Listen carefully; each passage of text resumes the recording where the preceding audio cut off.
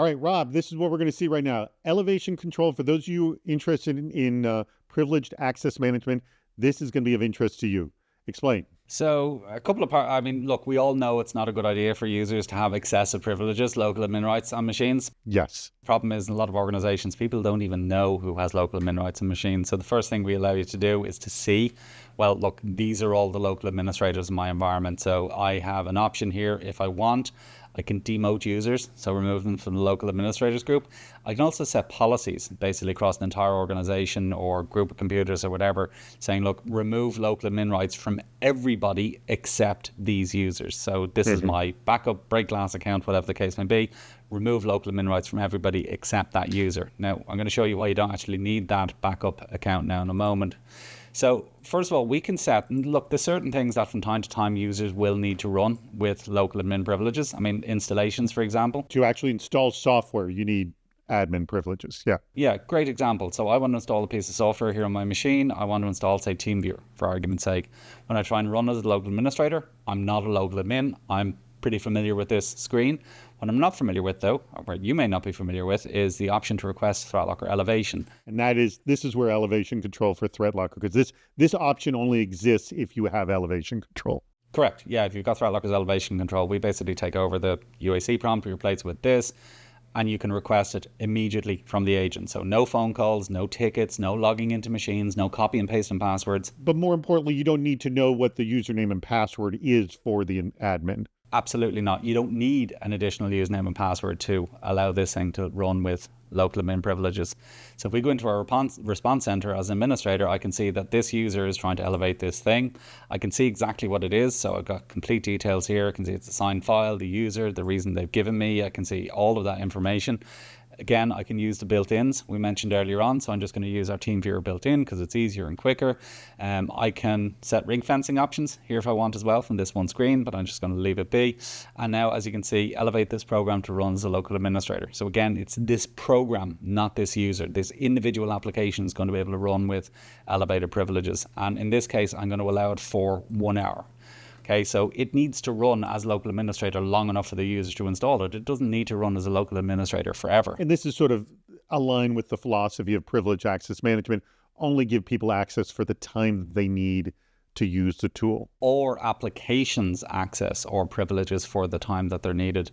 So again, if I right click on this, go to run as administrator now, as you can see, TeamViewer is allowed to run as a local administrator. User can install their application. Now, there is a but to all of this. So this all sounds very convenient and very nice and very easy and very smooth. There is a but to this, which is if certain applications can run with elevated privileges. Let me just show you what can happen here. So I've got a policy for Notepad++. It's a permit with elevation. So I want Notepad++ to be able to run as a local administrator. So what that means is, as a user, as we saw already, right click, run as a local administrator. ThreatLocker elevates that program, allows it to run with those privileges. Now the problem with that is once something is at that level, so once it's elevated, is running as a local administrator, you can then move sideways or laterally into other programs also at that same level with that same privilege. So as you can see, I'm now running PowerShell as a local administrator off the back of that Notepad++. Right, and this is this lateral movement, the fact that you can use one application to go into a backdoor for another application. And this is where ThreatLocker can prevent this through elevated privilege, right? Well, this is what's unique about ThreatLocker. So a lot of privileged access management tools will allow you to run things with local admin privileges, but they don't consider the fact that you can then use those local admin privileges to move sideways or laterally into other programs. So that's where ThreatLocker is different. We can combine the different parts of the product that we have. We've got elevation control, but we also have ring fencing. So I'm going to go back into my policies list for a moment. I'm going to apply some controls to this elevation. So I just edit that policy. I'm going to say permit with ring fencing and restrict this program from interacting with other applications. I could block it from accessing the internet. I could block it from accessing my files as well. But right now I just want to show you the application interaction part. So I save that policy, deploy policies. As you can see, it's now a permit with ring fenced elevation. So what that means is within 60 seconds, right click, I can still run as a local admin because it's set to be elevatable. But you're not going to be able to go into PowerShell here, I'm not going to be able to move laterally into PowerShell. So it's about applying controls to those elevated privileges. And that there you got prevent, which before you were able to do it. There you go. One other thing to mention very briefly, we do also have what we call maintenance modes on machines. So let me just show you what that looks like here. Maintenance mode, one of which is an elevation mode. So I can actually say, look, set an elevation mode on this machine for a period of time. So when you do that, it's basically like a temporary God mode in the machine. So what it means is everything can be run as a local administrator. So once that's enabled, right click, run as administrator. No problem. I want to run command prompt as administrator. Right click. No problem. I want to run anything.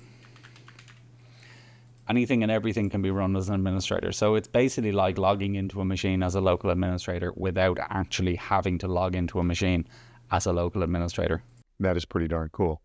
Well, if you want to know how to elevate your privileged access management with elevation controls, check out what they're doing over there at ThreatLocker. Go to their website, ThreatLocker.com. We got the URL right there. Go check them out.